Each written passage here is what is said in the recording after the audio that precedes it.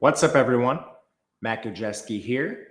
We are talking round one college basketball bets for the Thursday slate, day one of the actual field of 64.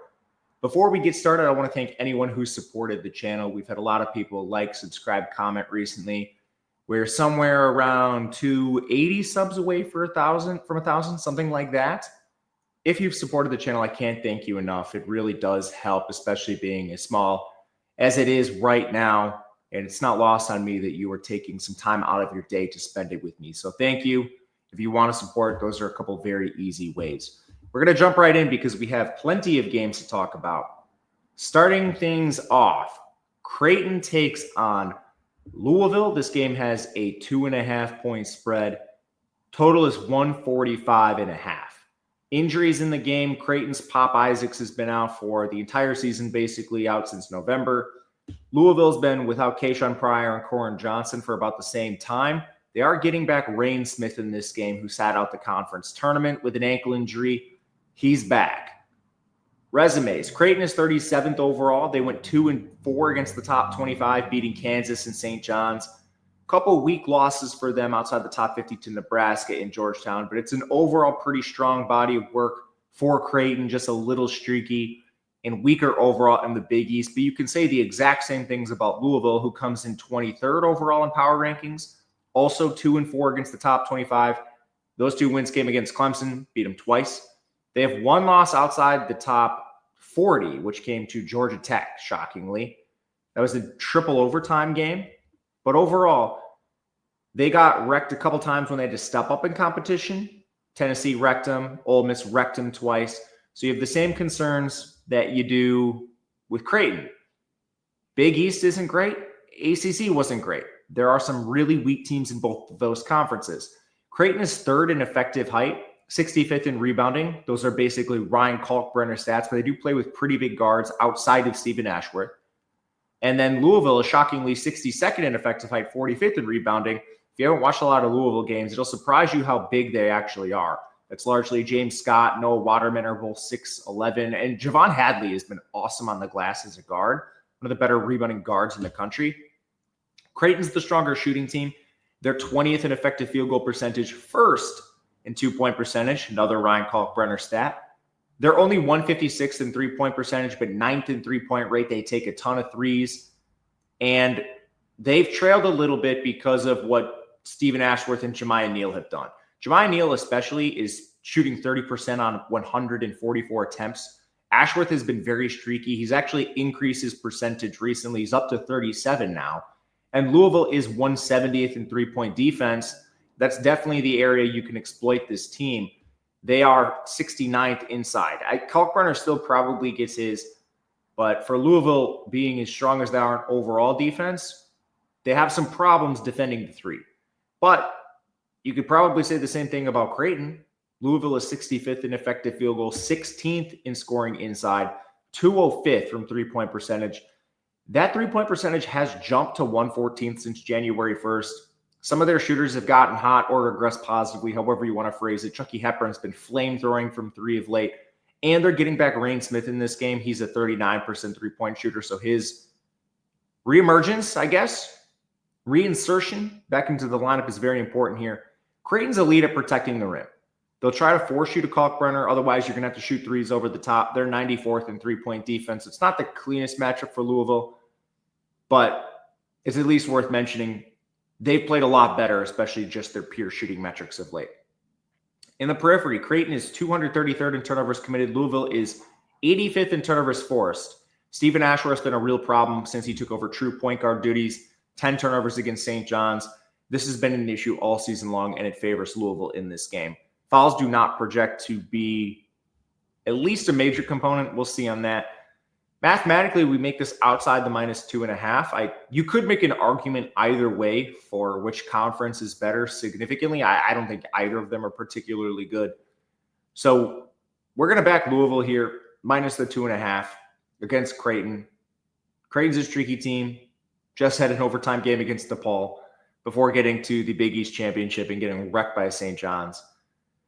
Louisville has some of the same issues, but Overall, there's paths to scoring for both teams. It's a volatile game. I wouldn't be surprised if it ends up on either end of the spread, but we will play Louisville minus the 2.5. Before we move on, if you or somebody knows a gambling problem, please call or text 100-GAMBLER. Must be 21 or older to play. High Point takes on Purdue. This game has an 8-point spread and a 153 total. The spread is in favor of Purdue, of course. This should be an interesting game. It should definitely be an up-tempo game with a lot of points scored, and there's mismatches probably in both directions. Purdue's certainly a flawed team. Tempo is honestly not great here. As far as the up-tempo stuff I just mentioned, it mainly comes from defensive lapses. It's not going to be like sprint down the court and stuff like that, but the efficiency should be there for both of these teams.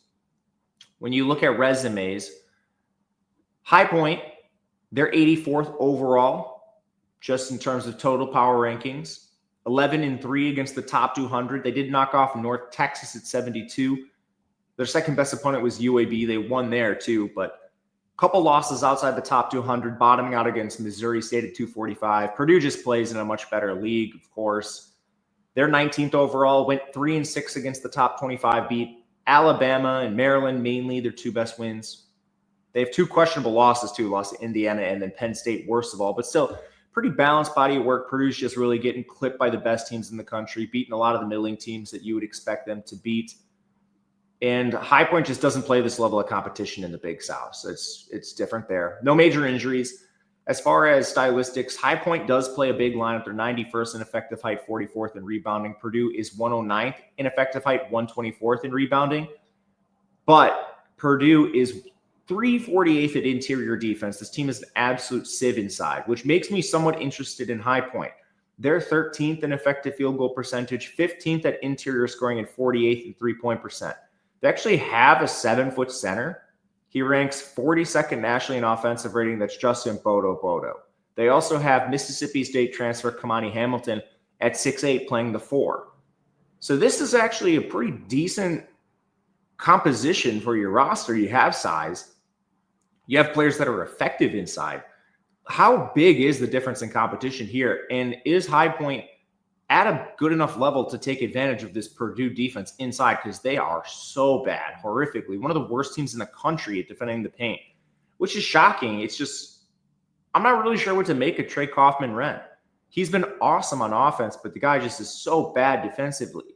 On that, Purdue, 16th in effective field goal percentage, 37th in interior scoring, 9th in three-point percent. This is a shootout team. They can definitely put it up on you. High Point's defense is bad. There's no way around this. They're 212th in total defense, 95th inside, 115th defending the three. And that's how you get a total so high for a pace so poor. As far as Trey Kaufman-Renn offensively, we threw kerosene on him on defense. Offense, man, this guy is elite. 20 points in 12 of his last 15 games. Just unbelievable output. Him and Braden Smith playing that two-man game has been wildly effective. Smith is hitting 38.5% of his threes. Fletcher Lawyer's at 46.5% as a spot-up shooter. Just a lot of ways for this team to score against a High Point defense, which really isn't providing a lot of resistance. But I think this High Point team is a little better than people might give it credit for. We already mentioned Hamilton from Mississippi State. Demarion Williams is from Texas Tech. He's playing like 12 minutes a game. Bobby Pettiford, Kansas and East Carolina. He's playing like 50% of the minutes a game. So there are transfers that have come down for this team. They can't defend, which is the biggest concern. Pace is bad, so I don't really want to play an over. But we make this closer to -9. That's where we would estimate the gap in talent brings us. You could make an argument for High Point if you wanted to, suggesting that they're better, at least in level of competition, than what my metrics say. I would buy it, and I wouldn't push back on that. But we're going to fall back on the math here and stick with Purdue. It's just a lean at this point. I'd like to see where this goes throughout the day. But if you force me to take it now, it is minus the 8 with Purdue. We make this closer to the -9 or so that you see on the screen. Next up, Montana takes on Wisconsin, the winners of the Big Sky. They're 16.5-point underdogs, 17.5 in some spots. It appears to be moving that direction with Wisconsin taking money. A 152 total, no major injuries. Resume-wise, Wisconsin is 13th overall in power rankings. Montana's 157th. The Grizz went 5-7 against the top 200. Their best win again came against Cal State Northridge. 2 losses outside the top 200. Idaho State and Portland, both very, very close to the top 200. So not too much shame. It's a Big Sky league, or a Big Sky team. So they're not really getting a lot of opportunities. They don't really have a lot of wins against elite teams. They played some too. Utah State, St. Thomas, San Francisco. Those games were all at like 12 points or less in terms of margin of defeat. But they also got annihilated by Oregon, Tennessee, Northern Iowa. So yeah, they don't have a lot of really low-end losses. But every time they stepped up, which is what they're doing here, they got blown out against the top-notch teams. Wisconsin is one of those. And they got beat pretty convincingly against, the bottom 50 of the top 100. So it is what it is. Wisconsin's 4-5 against the top 25, beat Arizona, Purdue, Illinois, Michigan State. They only have 1 loss lower than Oregon at 31, and that's Penn State in their regular season finale. Just very, very sleepy game for Wisconsin there. They've been dealing with injuries too. Some guys didn't play in that game. Nolan Winter got hurt, Klesmit as well. Anyway, they've got the weird spot on the calendar, played the last game in conference tournaments, had to turn around quickly, play on the first day of the actual tournament, and now they're playing at Elevation against Montana, who lives at Elevation. So that stylistically favors the Grizz, but that's about it. From there, Wisconsin, they're very tall, 38th in effective height, 98th in rebounding. Montana is 350th in effective height. This team is one of the shortest 15 teams in the entire nation, 273rd in rebounding, which is weird because, Montana's guards are all at least 6'4", with the exception of Brandon Whitney. They just don't have a center. Literally, they play like a 6'8" center, so that's a severe disadvantage for them in most games. Wisconsin can really shoot. They're 52nd in effective field goal, 37th from 2, 77th from 3. Montana State's defense is awful.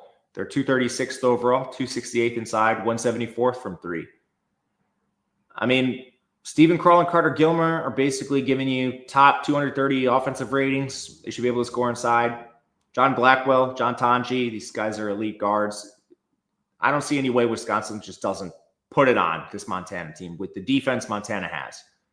On the other side, Montana can really shoot. They're 14th in effective field goal, 16th in 2-point percent, 52nd in 3-point percent. Brandon Whitney and Joe Pridgeon, they're basically 2 top 100 effective field goal shooting guys. Malik Morris, 3-point specialist, 41%. Wisconsin is 128th in 3-point defense, 37th inside. Montana does not take a ton of threes. It's just Malik Moore. Otherwise, they're pretty reliant on getting to the rim.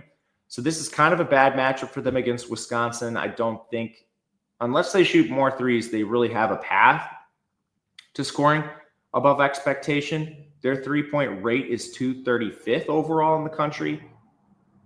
And in the periphery, I don't think there's too much that really we should be looking at. Neither team forces a lot of turnovers. Montana will turn it over a little more themselves, but we're talking 2 teams outside the top 289 in turnovers forced. So to me, with the spread coming in where it is, minus 16.5, 17.5, we're actually making this just a little bit wider in favor of Wisconsin.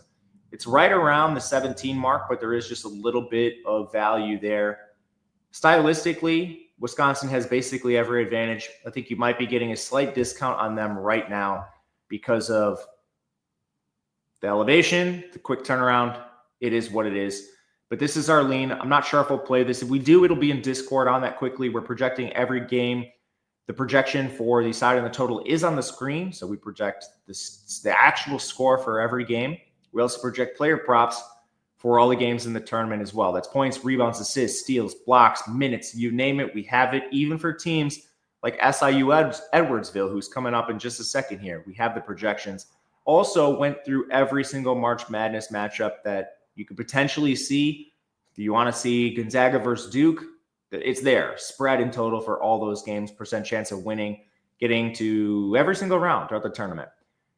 No long-term commitments, $10 for a week, $30 for a month. Jump in if you would like. There's a lot of cool stuff going on in the Discord. The link is below. SIU Edwardsville takes on Houston. This is a 116 matchup. It's a 29-point spread in favor of Houston, a 126 total. SIU Edwardsville lost Darian Baker much earlier in the year. Houston's Jawan Roberts is expected back. As far as the seeding in this game, let's talk power rankings. SIU Edwardsville is 217th overall. They beat Indiana State at 201. That's their best win. They have 3 losses outside the top 300. They played Indiana. They lost by 19. They played Illinois. They lost by 32. It's just a low level of competition. It is what it is with SIU Edwardsville.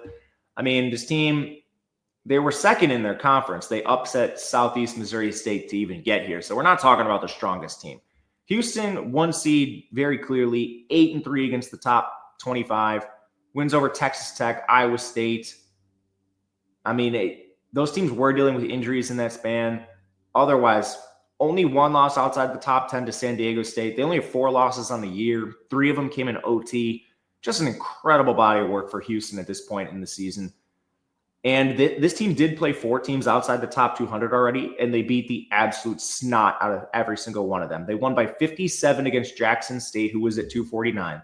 They won by 46 against Louisiana, who was 316. They won by 36 against Hofstra, who was 220th. They won by 29 against Toledo, who's 240th. That's right around where we're seeing SIU Edwardsville come in. Those caliber of teams, every single game by at least 29 points. And for good measure, they also beat teams ranked higher than SIU Edwardsville by similar margins. They beat Texas A&M Corpus Christi by 36, just for good measure. This team will run it up on you. And I think part of that is their depth. They've been trying to cultivate more depth. If you want to poke holes in Houston, just historically, not this year, over the years, they've been injured and they've run into depth problems many times. Final 4 teams that should go to the finals, elite teams. But this year, on top of Cryer, Uzan, and Emmanuel Sharp at guard, there's legitimate players you can throw on the floor for 20-plus minutes if you need to. Terrence Arsenault, Malik Wilson. At forward, you can throw out Javier Francis. He's only played 36% of the minutes this year, but if you go back and look at him last year, he played 51% of the minutes. So he's actually taken a step back in terms of his role. This is a very deep Houston team, and I think with their depth, they just have such talented players. When you get these teams in the 240s, 220s, you take out your starters and you're not seeing that much of a drop-off. So they can really run it up on you. SIU Edwardsville can't score either. This team is 266 in total offense. They're facing the #1 defense in the country. I mean, they've got one shooter, Brian Taylor, 46% three-point shooter, but it's only 82 attempts. You got small sample stuff written all over that. Houston's 14th in turnovers forced. SIU Edwardsville 174th in turnovers committed. You got points in transition written all over this game. Man, I mean, I think your only real hope is just an inefficient rogue shooting performance from Houston, which I'm not taking here. With Houston's ability to run up the score on opponents, whether it's by design or just through pure talent, we laid at 28 points. It's gone through 29. Don't like that as much. We actually make it closer to 16 just mathematically, where SIU Edwardsville comes in with their efficiency metrics. But man, I think it's a Houston or pass in the spot. I would take this through a few extra points beyond the 26 or so we make the number. It's getting close to that point of no return, but it's still Houston or pass for now. McNeese State takes on Clemson. What a fun game here. It was funny seeing some of the Clemson reactions when McNeese popped up. Clearly a talented team you don't want to play. They're the Southland champion, coached by Will Wade, of course. Elite roster. Injuries in the game. McNeese lost Alan Breed very early in the year. He played in 2 games. Clemson just lost Dylan Hunter, their 6th man in the conference tournament. Resume-wise, Clemson, they're 2-2. I guess first and foremost, Clemson's a 7.5-point favorite. The total's 134 before I get ahead of myself. Clemson's 2-2 against the top 25 this year. They beat Duke. That was the Cooper Flagg sick game where he slipped on the baseline. And they beat Kentucky. They have 4 losses outside the top 50. Boise, Memphis, South Carolina, and Georgia Tech. McNeese ranks 59th overall in the country. Crazy. Their best win did come against 72 North Texas, so they're kind of lacking in the high end.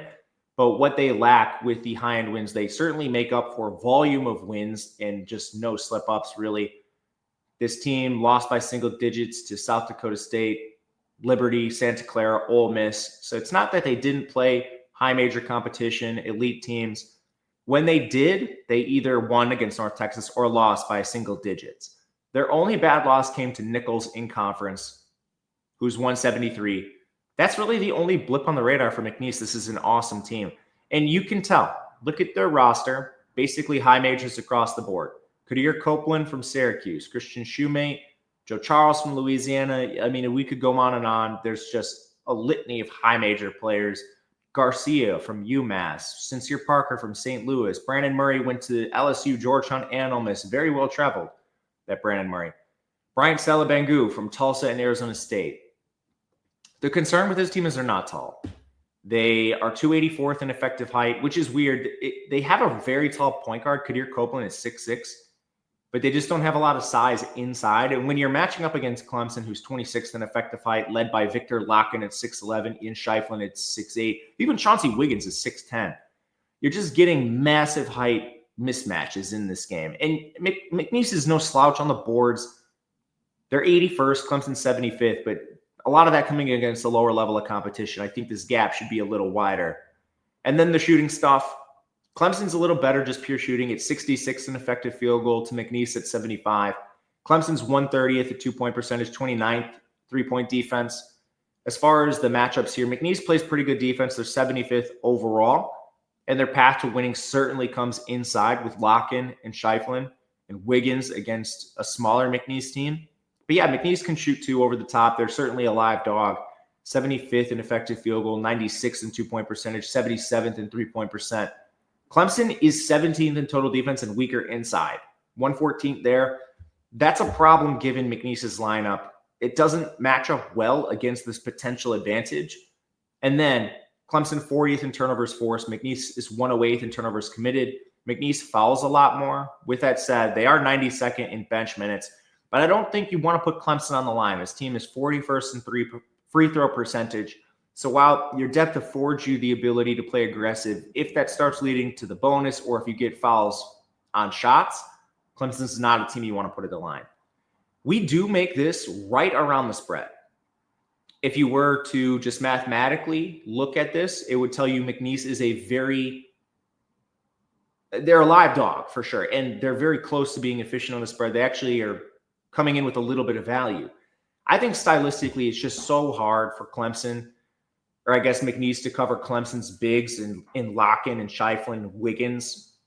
I'm not sure how McNeese is going to handle that. Obviously, they're well coached, so we're going to see it play out in front of our eyes. But it's a stay away from me right now. I lean Clemson based on the stylistics, but we're going to wait and see where this one comes in closer to tip-off. VCU takes on BYU. 3-point spread in favor of BYU, 146.5 total. This game is being played at elevation, of course. Only injury is Cannon Catchings for BYU. Resumes, VCU is 30th overall in power rankings. They went 5-3 against the top 100. Their best win is against Colorado State, and then Dayton is their second best win. Those teams are 42nd and 74th. They lost outside the top 100 thrice. Seton Hall at 206. And then the other two were right on the edge. St. Bonaventure is 102, St. Louis is 106. BYU ranks 24th overall. They went 4-4 against the top 25 this year, beat Iowa State twice, Arizona, and Kansas. They lost outside the top 54 times. They were one of the very unfortunate teams to run up against Providence, who had Bryce Hopkins for the 3 games he played. But no excuses against TCU, Utah, or Cincinnati. BYU is 124th in effective height, 17th in rebounding. VCU is 42nd in effective height, 34th in rebounding, a very neutral matchup there. BYU can shoot the lights out, 7th in effective field goal percentage, 6th in 2, 32nd from 3. Number of guys with excellent three-point shooting. Richie Saunders, Dawson Baker, Trevin Knell, all hitting at least 39% of their threes. VCU plays elite defense. They're 24th in total defense, 5th inside, 15th defending the 3. And they have a lot of high major transfers too, like Zeb Jackson's from Michigan, and it's not just him. This is a good roster. As far as the VCU shooting, they're 99th in effective field goal percentage, 63rd in 2-point percent, 184th in 3-point percent. And that's with Max Shulga hitting 39% of his threes. Basically, their struggles have come from negative regression from Jack Clark and Joe Bamisile. BYU definitely lags on defense, however. 54th in total D, 114th inside, 242nd defending the three. VCU hasn't shown the consistent ability to exploit that three-point weakness from BYU's defense. But man, that is a concerning number. Both teams do struggle with turnovers a lot. And as far as turnovers forced, VCU is 26th, BYU is 175. So you have a nice matchup on the periphery for VCU. They can keep those turnovers forced up against BYU, who is reckless with the ball at times. Fouls don't project to play a major role in the game. So elevation's tricky to factor in. If you were to give this on just a true neutral court with no advantages for any team, this should be closer to a minus 2.3, 2.4, something like that, with BYU still favored. I did not factor that in, so I'm not sure how much it's worth. VSU obviously gets there early with some time to acclimate. I'm considering playing a VCU at a +3 because of some of the stylistic advantages they have. This team, excellent defensively, stepped up pretty well against some high major teams, beat Colorado State in the field, and BYU has been very streaky. I do not feel very confident in this, and it's one we're going to do some extra work on and play in the Discord as it gets closer to tip-off.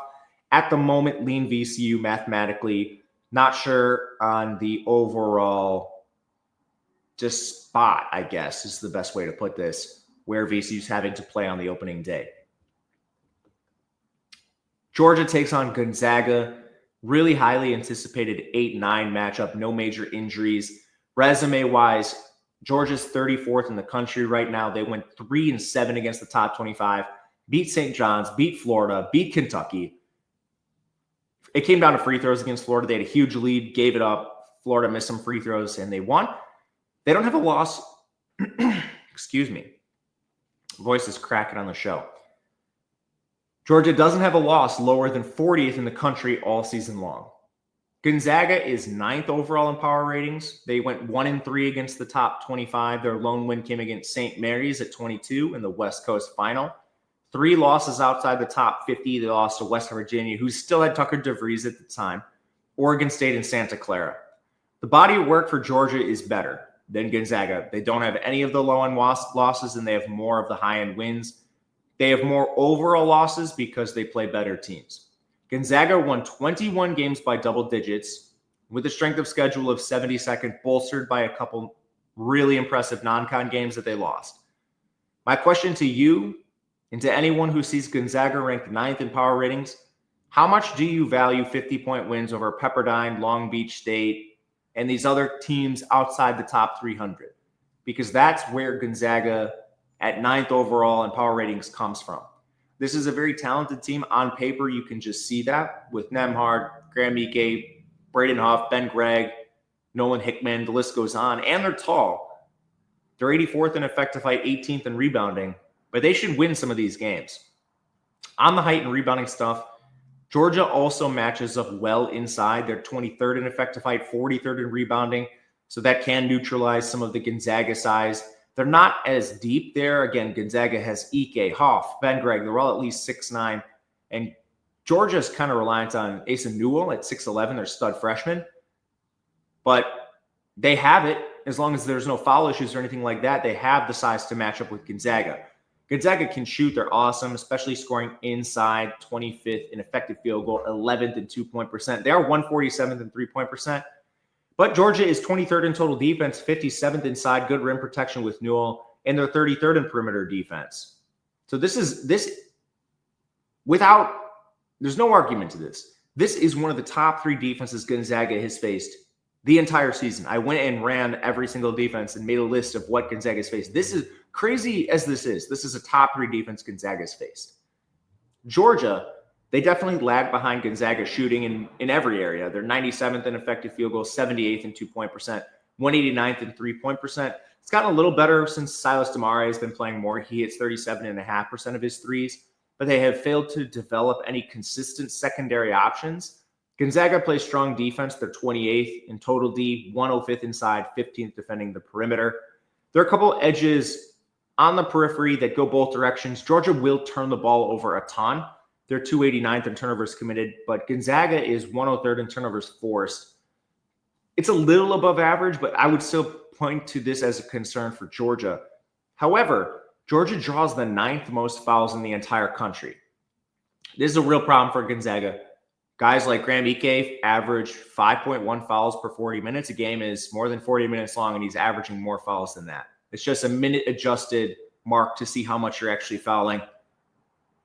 I would make the line like plus 120 that Graham Ike plays his full role and plays the whole game. I think there's a pretty good shot Graham Ike falls out of this game because for as good as he is on offense and as aggressive as he is on defense, he has 5 to 10 possessions a game where he forgets he's playing basketball and thinks he's playing something like UFC. Mathematically, we make this minus 5.5 in favor of Gonzaga. That is the efficient number in this game. And a lot of the competitors, I guess, I don't know if that's the right word, other data providers make it similarly to us, with Georgia Gonzaga minus like a 5.5, a minus 6. Even with the current efficiency metrics for Gonzaga. And again, I think you can poke a significant hole in Gonzaga's efficiency metrics. If you did that, it would come in even shorter. So yeah, this is a dangerous team, a live team, but they have not been able to put it together.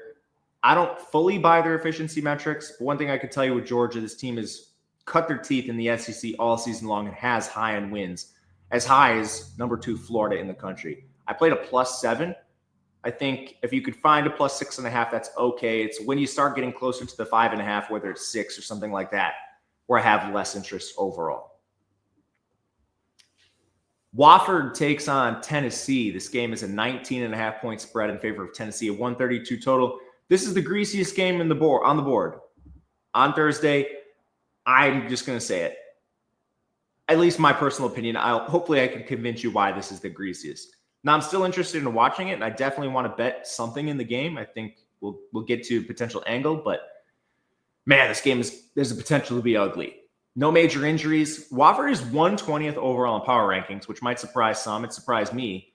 They went 7-12 against the top 200. This team beat St. Louis at 106. They beat North Alabama at 111. They beat St. Thomas at 127. They did lose 3 times outside the top 200. They're 231 Presbyterian, 287 VMI is what it is. Tennessee's 5th in the country, 7-5 against the top 25, beat Louisville, Illinois, Florida, Missouri, Texas A&M, Bama, and Auburn. They only lost once outside the top 26 teams in the country. That came to Vanderbilt by 1 point on the road. Tennessee is 51st in effective height, 19th in rebounding. Wofford is 303rd in effective height, but 16th in rebounding. A lot of that is just because Kyler Filowich is really crafty in his conference, at least. He ranks top 50 nationally in rebounding. But again, I think now when you're facing Felix Okpara at 6'11", you're facing Igor Milicic at 6'10", you're ceding size, first of all, but your step up in competition is so drastic. This is the SoCon we're talking about, which is a good conference overall. The SoCon is one of the better mid-majors. But man, now we're talking about legitimate Division I, top 5 teams in the country. I think this rebounding gap is going to be wider. Like on paper, this Wofford team is ahead of Tennessee in rebounding. There's just, in my opinion, absolutely no way that's actually the case when you adjust for competition. Shooting-wise, Tennessee lags a little bit in pure shooting. They're still excellent on offense. 85th in effective field goal, 160th from 3. That's largely just a Chaz Lanier stat. He's the only shooter they have. 40% shooter there. And I don't really know if this matters.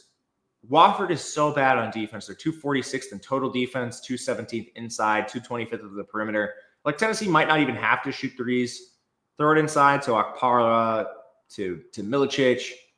Shoot with Lanier. Wofford doesn't have the answer. On the other side, Wofford 74th in effective field goal percent, 52nd inside, 138th from 3. Justin Bailey does shoot 44%. Corey Tripp is at 36. They don't have a lot of other options, but Wofford, how are they going to score on Tennessee's 3rd-ranked defense? I'm not sure at all. They don't have the size to score inside. Filowich is just like a completely greasy effort player. He's so bad at shooting, he shoots his free throws underhand. So, I mean, he's not finesse at all. And you're just stepping up so far in competition where your athletic limitations are a problem. On the periphery, this is awesome. Wofford is 319th in turnovers committed. Tennessee will definitely force some turnovers on you. Wofford is 279th in fouls committed. Tennessee is 72nd in fouls generated. I don't know, man. I will say tempo is Wofford's friend in this game if you're betting a Wofford side, which I'm actually strongly considering. I know I just laid out a lot of reasons why you might not take Wofford, but there's a couple of why you should. First of all, both teams outside the top 330 in tempo. That just makes blowouts harder. You have fewer possessions to rack up points. From there, Wofford is 120th in total power rankings. Like, they have some legitimate wins. St. Louis, North Alabama. This is not a St. Francis we're talking about. This Wofford team plays some legitimate teams this year. They did, and they look decent doing it. Lost a lot of them, but what I'm trying to say is there's a significant gap between like the Woffords of the world and the St. Francis's and the Alabama States. We make this inside the 19. I'm seeing 19 and a half pop up. If this touches 20, I'm going to bet Wofford solely off principle that largely the pace in the game. But man, you have a lot of avenues to get there. Tennessee in the blowout, take their foot off the gas. Pace is really slow to begin with.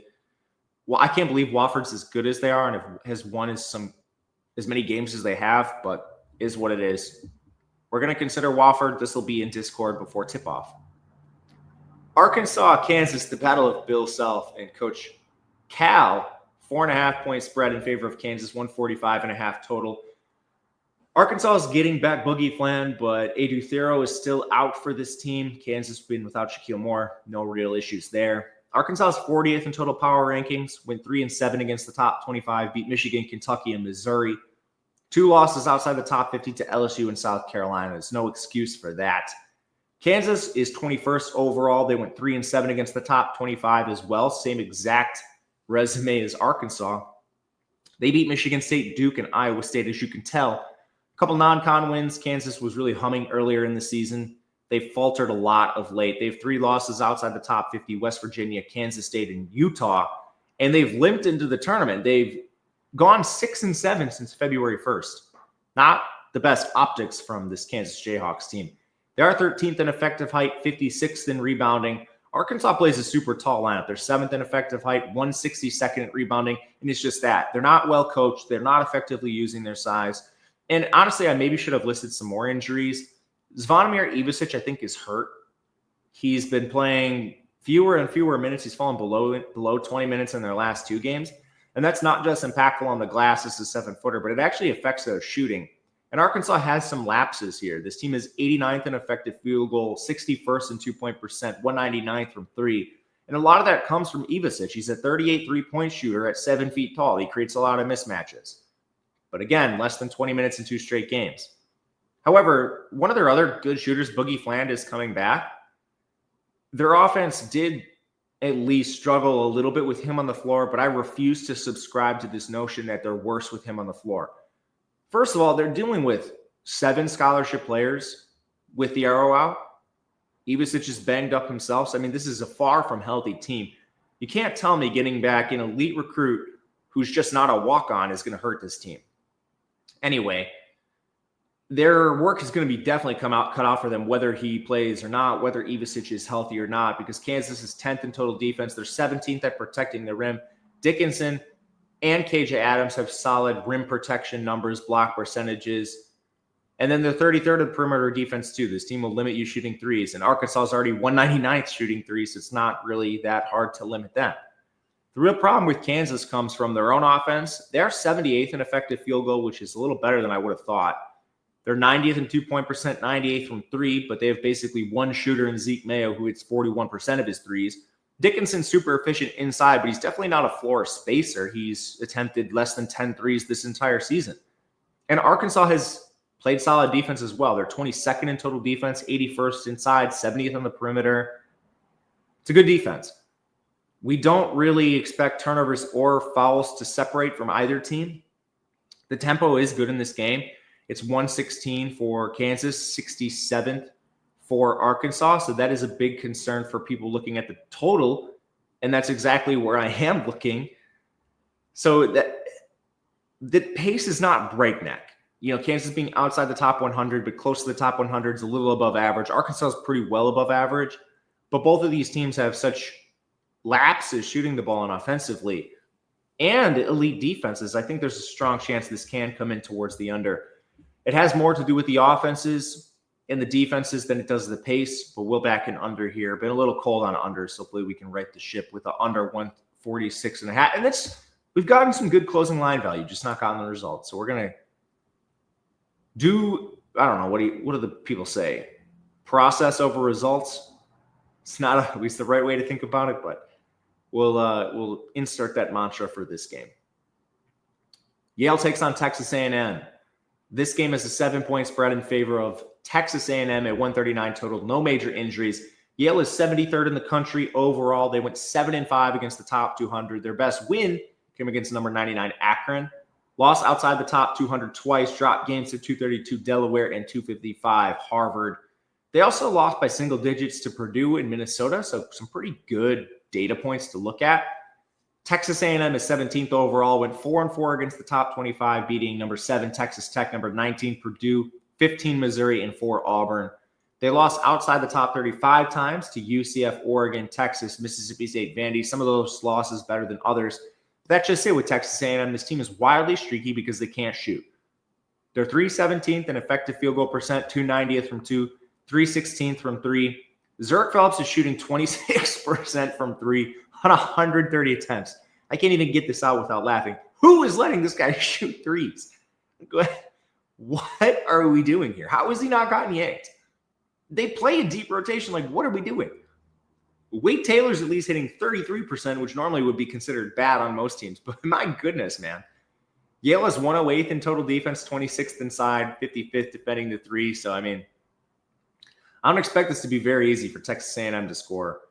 And Yale is a weird roster, man. Like, Texas A&M 235th in effective height, Yale 264th. Texas A&M is 4th in rebounding, but Yale is 12th. The big difference is competition. I mean, but Yale coming in 12th in rebounding, that's an impressive mark for a team like Texas A&M, who is not tall. And Yale can shoot it, where Texas A&M can't. They're 51st in effective field goal, 85th in two-point percent, 19th from 3. They don't take a lot of threes. They're 336th in that, but they can shoot them when they want to. Bez Mbung is a 37% shooter. John Poulikitis is at 40%.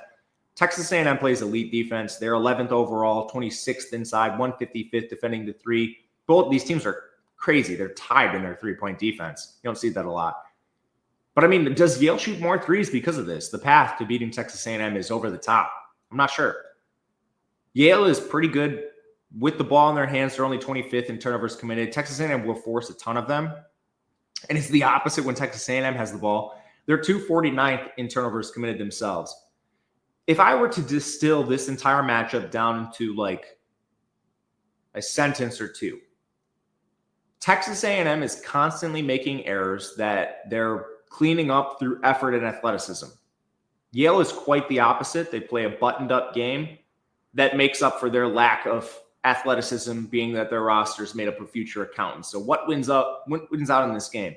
Honestly, I've been impressed with the Yale effort too. I don't want to discount that.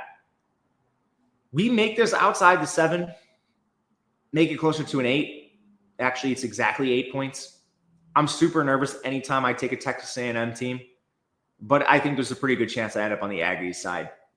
Mathematically, where we have the efficiency metrics for these two teams, considering the entire body of work, efficiency metrics, what these teams have done, non-con included, we get -8 on a neutral court for Texas A&M. I hate it. You can clearly see they're the more athletic and better team. Their three-point shooting, their overall shooting is going to lead to wild outcomes. They could lose this game by 8. They could win it by 24. I don't know what Texas A&M is going to step on the floor. And with them, the reason I haven't taken it is usually because of the way they play. I'm looking for bigger gaps between the spread and what we make the efficient line to be. A 1-point gap between the spread and the efficient line is generally not where I'm going to take a Texas A&M, but that's the side we're leaning to. Might end up on this. Drake takes on Missouri. This game is a 6-point spread in favor of Missouri, 132 total. Only injury in the game is Mark Mitchell from Missouri, expected to return after he missed the end of their conference tournament. Drake's an awesome team. They're 58th overall. They went 4-1 against the top 100, beating Bradley twice, Vanderbilt, and Kansas State. They lost outside the top 100 just twice to Illinois, Chicago, and Murray State. Missouri comes in 15th overall. They went 3-6 against the top 25, beating Kansas, Florida, and Alabama. They lost 5 times outside the top 30, but to no team ranked lower than Memphis at 51, who apparently is a 5 seed. Missouri is tall. They're 31st in effective height. Drake is 330th in effective height. However, Drake is the better rebounding team, 15th overall. Missouri is 126th. Missouri's interior has really lapsed of late. They played up and down this year, but their defensive rebounding has fallen to 275th. Their two-point defense has fallen to 326th since conference play.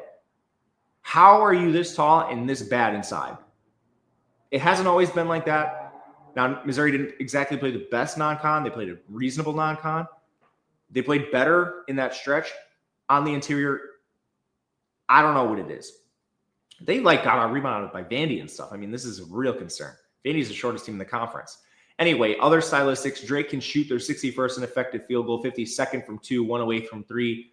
Bennett Sturtz basically does everything for this team, plays every minute. He ranks 36th nationally in assist rate, shoots 38.5% from 3. When he's not shooting, he's dishing the ball to Mitch Mescar, using 41% of his threes. What they're missing, Wyoming transfer, Cam Menwaya is hitting rebounds at a 50% clip. He's a top 50 rebounder in the country. And Missouri has defensive problems, not just inside. That's their main problem, but they're also 155th defending the 3. It's a pretty concerning Missouri defense overall, and I would be interested in an over if Drake didn't play at the slowest pace in the entire country. However, Missouri can light it up. They're 18th in effective field goal percent, 21st from 2, 34th from 3. Caleb Grill and Tamar Bates both hit over 40% of their threes. And Drake is 45th in total defense. They're 303 inside. 65th defending the 3, but I mean, Missouri can still score inside. Their weaknesses there all come on the defensive end. Mark Mitchell and Tamar Bates are actually large, and they're very good at scoring at the rim. So from there, both teams force a lot of turnovers. Drake turns it over a lot more. Both teams foul a lot, but Missouri outranks Drake in free throw percent. I think there are micro edges to the Missouri side on the periphery when it comes to turnovers and fouls. I think Missouri has a path to scoring inside very clearly. Drake certainly could shoot from the interior as well. That's actually a path for both teams. But man, even with the pace, Missouri minus the 6 comes out as a value for us. We make this about minus 6.5 in favor of Missouri, and one we did play at the 6 overall. So this current number just fine with us. We'll take this. It's a big step up of competition for Drake and back the Tigers. Utah State, UCLA. This game has a 5-point spread in favor of UCLA, a 143.5 total. No major injuries in the game. Utah State is 52nd overall. They went 5-6 against the top 50, beating St. Mary's, Boise State, and San Diego State twice, as well as Colorado State. So that's just one win that didn't come out of conference in that grouping. They lost once outside the top 50 to UNLV. Good body of work, but did most of their damage in conference, which is a huge concern for me. They lost to UC San Diego too. And I guess they beat Iowa. Who cares? UCLA is 27th overall. They went 4-5 against the top 25. Beat Arizona, Wisconsin, Michigan State, and Gonzaga. They lost 3 times outside the top 50 to Nebraska, Rutgers, and Minnesota. Some of those are on the road. They also gave North Carolina their only quality win. But the real thing I have to say about the resume is how good is the Mountain West? This is the second consecutive year we've seen these teams get into the tournament with decent records, largely based off body of work built within the conference, and then just get murdered. San Diego State just got historically beat down in a play-in game by North Carolina last night at full strength. Utah State has one good win outside of conference to St. Mary's. You could easily poke a hole in that conference. Just before, I'll get ahead of myself for a second here. We make this inside the minus 5.5 spread you're seeing. I'm not betting a Mountain West team the rest of the way. The most likely would be New Mexico against Marquette. I still don't think I can do that because this conference is just ass. And they've shown us nothing to suggest. Like the one team that had a good data point this year, San Diego State beat Houston in Vegas. They proceeded to absolutely implode on the inability to shoot. Let's get to the stylistics before anything else because, I mean, there are good metrics for this team. I just really question where they're coming from. Utah State is 22nd in effective field goal percent, 12th from the inside, 68th in three-point percent. They're a decent size team, so some of that makes sense. They're 54th in effective height, 119th in rebounding. They're 137th in effective height, 78th in rebounding. So that's some decent size. They are shorter than UCLA and worse on the glass depending on if Mara plays, but UCLA is 54th in effective height. But anyway, not super surprised. Utah State can score inside. They're not a short team. UCLA plays awesome defense, though. They're 19th in total D, 188th inside, 128th defending the three. Where they really succeed is forcing turnovers. And the inside metrics, they vary drastically based on when Ade Mara is on the floor. And that's probably the biggest concern I have with UCLA is why isn't Ade Mara or Eric Daly getting full minutes? Those are two of the top three defenders you have on the team. Can a reporter please ask Mick Cronin this? He needs to answer for it. I understand Bilodeau may be a little better offensively. Just like, what are we doing with the personnel for UCLA? You're actively limiting your team. So depending on who's on the floor, I think Utah State could struggle more than some other teams. They definitely have the shooters. Mason Falsev is hitting 39% of his threes. Marquette transfer Dexter Akano is hitting 44%. So, I mean, I guess the biggest concern, Utah State offense versus UCLA defense, is just what is Mick Cronin doing with his rotation? On the other side, UCLA is 83rd in effective field goal, 101st in two-point percent, 98th in three-point percent. Sky Clark's probably their best shooter, 37.5% for him beyond the arc. Kobe Johnson, not far behind. Bilodeau and Daly both hit over 40% of their threes, but on smaller samples as those guys are more post players. Utah State's defense is awful. They're 147th in total D, 249th on the interior, 180th on the perimeter. And the real reason you see both these teams with defensive metrics as high as they are is they are both top 40 turnover force teams. Both offenses take care of the ball, so I don't anticipate this being a major mismatch in the game. But in the half court, man, these teams really struggle defensively at times. I think there's more concerns with Utah State than UCLA. As far as fouls, both teams foul a lot, but both teams play deep rotations. Neither team shoots free throws well, so that is what it is. Both teams have slowed their tempo of late. Utah State dropped from 154 to 229 since January 1. UCLA went from 296 to 309. But I'm still looking at an over based on the weaknesses on defense for both teams inside and out. And then both teams can actually put up some decent shooting numbers. Utah State, again, 22nd overall in effective field goal. UCLA, 83rd.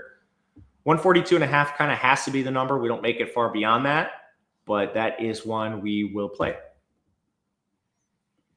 Omaha takes on St. John's, a 19-point spread in favor of St. John's, a 184. Total in the game, only injuries to Brady Dunlap. Omaha wins the Summit League. Just an injury-riddled team in the conference tournament. Sad to see. They're 156th overall. Win 6-8 against the top 200. Beat St. Thomas twice. That's their best win. Dropped 4 games outside the top 200. Bottoming out against 295 Southern Utah and Alabama State. What do you know? Surprising. They also, I guess on the high end, they played Minnesota to 4 points, UNLV to 11, Akron to 8. All those teams were in the top 100. They did get murdered by Iowa State, though. St. John's did not play a top 25 team this year. Their best win came against Marquette, who they beat thrice. They're 28th overall.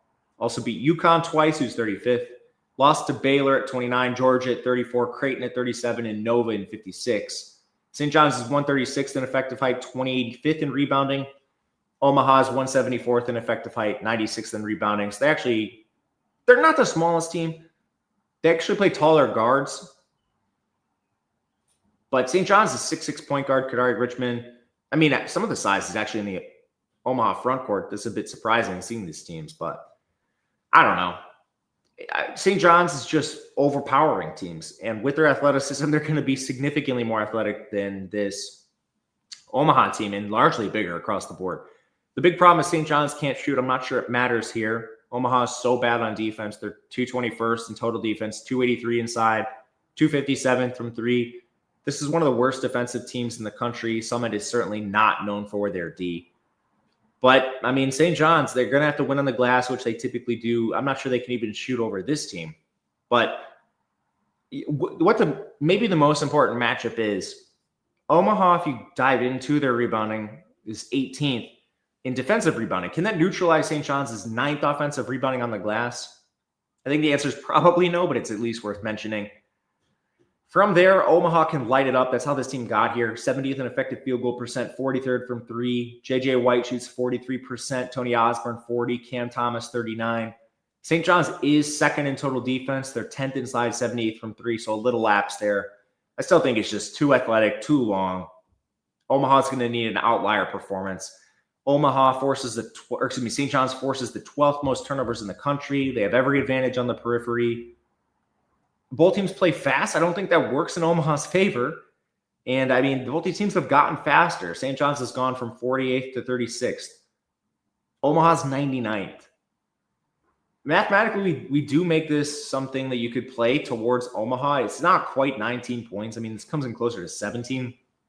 And you could see paths to getting there. St. John's takes their foot off the gas. They play slower. They don't hit their shots. All of that is certainly live. But man, we've seen this team cut deficits. Say they're down at halftime. We've seen them cut deficits and win by 19. We've seen them win games with sub 20% shooting from three multiple times. I lean Omaha based on the mathematics. It's hard to cover like 20-point spreads. But man, I do not think I want to bet anything against St. John's right now at the least. You could maybe talk me into an under two, but likely going to be a pass. We'll see where it goes. Alabama State takes on Auburn. This game has let's see, I'm on the wrong tab. Excuse me. This game has a 32-point spread in favor of Auburn, 150.5 total. No major injuries in this game. Auburn went 7-5 against the top 25. They beat Houston, Iowa State, Purdue, Missouri, Tennessee, Alabama, Kentucky. Wild body work. Only losses came to Texas A&M outside the top six, which is crazy. A couple losses in there, but I mean, that's an awesome body of work. 3 of their 5 losses came in the last 4 games is the real concern. From there, Alabama State, they just knocked off St. Francis to get here. Had to mount a comeback. They went 2-7 against the top 200, beat Omaha, which we mentioned. 3 losses outside the top 300. Lost to Grambling State. It is what it is. They hung somewhat close to LSU. This is just an absolute beatdown. What has Auburn done against opponents outside the top 200? They beat Vermont by 51. They beat Richmond by 44. Georgia State by 41. Monmouth by 29. They also beat numbers 120 Kent State by 23. 108 North Alabama by 33. It's just a wild body of work for this team. Pace is a little above average. I mean, both teams in the top 145. That doesn't help Alabama State here. Auburn's super tall. Alabama State is 224th in effective height, 309th in rebounding. That's a seismic mismatch in favor of Bama. Bama's the number 1 offense in the country. They can shoot threes. Baker Mazar, Denver Jones, Miles Kelly, Todd Pettiford, all hitting over 38% of the threes. Janai Bruins inside. I'm not going to play anything in this game. You could talk me into an under. I don't see how Alabama State hits their team total. It's not out yet. It's going to come in at like 59.5, maybe 58.5. I think under that is live. I don't want to bet Auburn against the spread just because they could easily take their foot off the gas. I don't really want to bet Alabama State plus the 32 because Auburn's murdered some teams in similar spots. I think the best path is just Alabama State not scoring the ball a lot in this game. So we're going to look at unders, whether it's the 50.5 or the team total. When that drops, that will be where we look.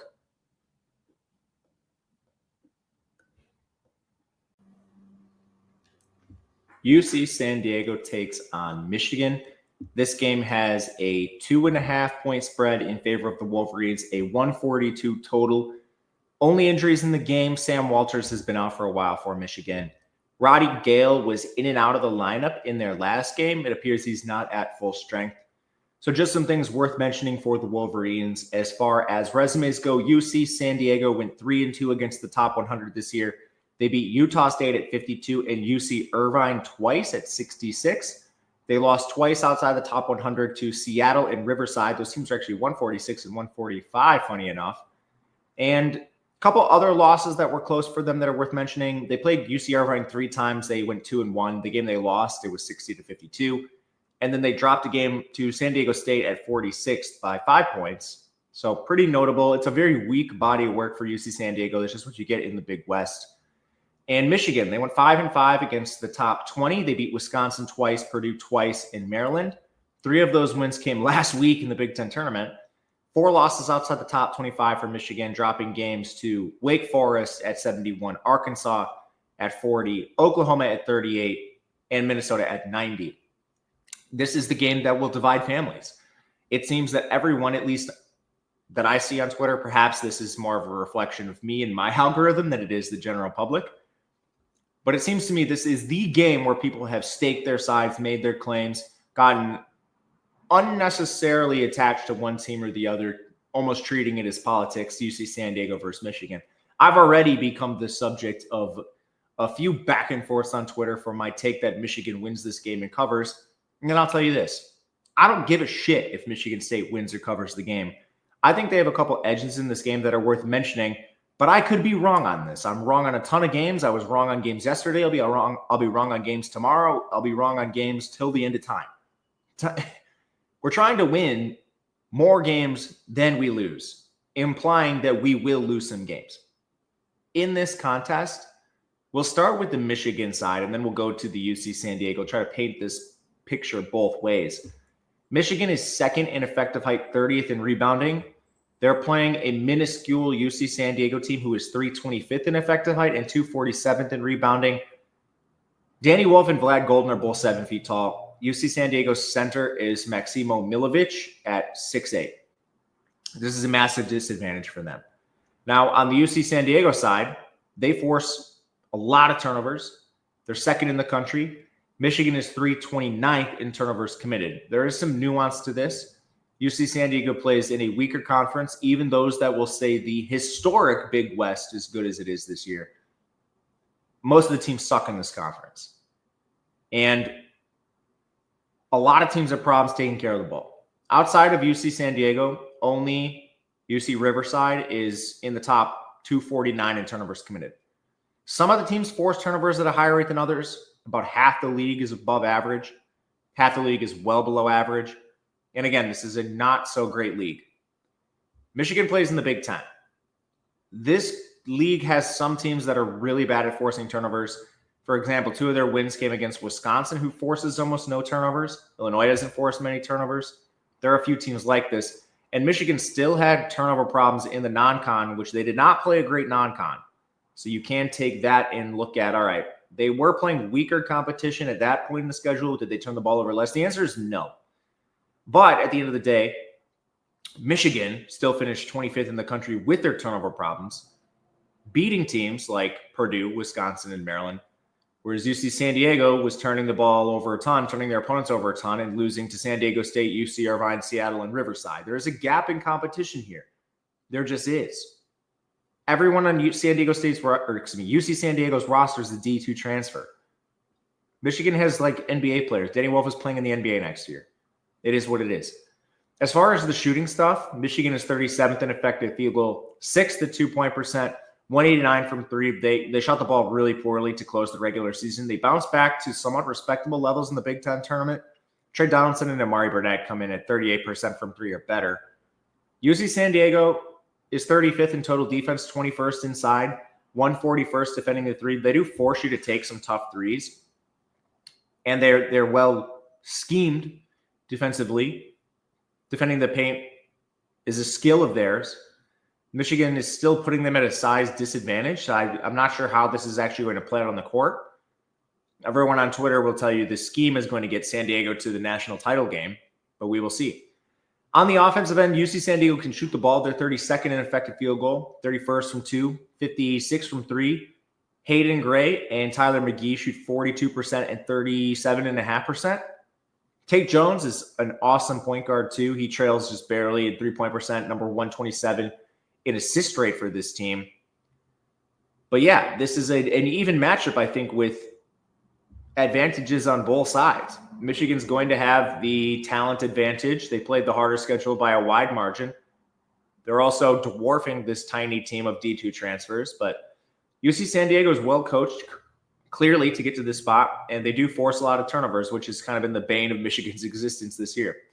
So we'll see how it plays out. We make this very close to the efficient spread on paper. I think there are some potential edges you can use to exploit Michigan's direction if you want to just play some fun money on this game, which is where I'm at and why I played Michigan. I think people underrate the talent gap between conferences, but it's just that. It's very close, and unless you're playing a lot of games, this is not one I would include. Finishing up, we have UNC Wilmington taking on Texas Tech, a 15.5-point spread in favor of Tech, 143 total. Josh Corbin's been out for Wilmington for a while. Texas Tech, Darian Williams, and Chance McMillian are playing through injuries. Wilmington is 109th overall. They went 10-3 against the top 200. Their best win came against Charleston, beat them twice. Lost 4 times outside the top 200. Bottoming out against Howard at 312. They only played one team in the top 150 all year and got murdered by Kansas. Texas Tech went 4-5 against the top 25, beat BYU, Arizona, Houston, Kansas. Lost 3 times outside the top 50 to St. Joe's, UCF, and TCU, which are all concerns. But Texas Tech isn't very tall, 212 in effective height, 39th in rebounding. Wilmington is pretty tall, 110th, and they're also very good at rebounding, 19th overall. Harlan Obiaha is 7 feet tall, and he ranks nationally in block percentage, rebounding, fouls drawn. But I will say this, facing JT Toppin is easier said than done, especially for a mid-major center. Texas Tech can really shoot as well. They're 31st in effective field goal, 17th in three-point percent. Toppin is giving you so much inside, and then Chance McMillian's hitting 43.5% of his threes. Christian Anderson comes in at 41%. Kerwin Walton's at 40%. UNC Wilmington is 185th in total defense, 216th defending the three, 153rd inside. Just a mess. Then offensively, UNC Wilmington 109th. They can't shoot the three. They're 213th. Only Nolan Hodge shoots 40%. It's on a tiny sample, which doesn't bode well. Texas Tech is 30th in total defense, 69th defending the paint, and 62nd defending the perimeter. This is a massive mismatch against Wilmington. We make it pretty efficient. I think if you're playing a side, it's Texas Tech or pass. But man, it's just such a large step up in competition for a team that's played one top 50 team all year and got blown out in that game. It is Texas Tech or pass. That'll do it for us today. Thank you guys for watching. We'll be back tomorrow sometime or the day after, not quite sure, with the Friday slate. Until then, good luck, and we'll see you next time.